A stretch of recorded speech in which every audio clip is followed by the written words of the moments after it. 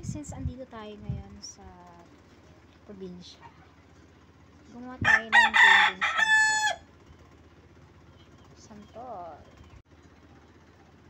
santol guys, na hinog, tas ginawa. So makikita nyo guys na meron tayong ito yung hinog na santol, no, sa niluto. Asin, lalagyan natin siya ng asin. Ito siya, candy, santol candy. Sobrang sarap niyan guys, grabe. So lagyan natin siya ng asin. So try natin paanong lasa. Ito siya guys, ito yung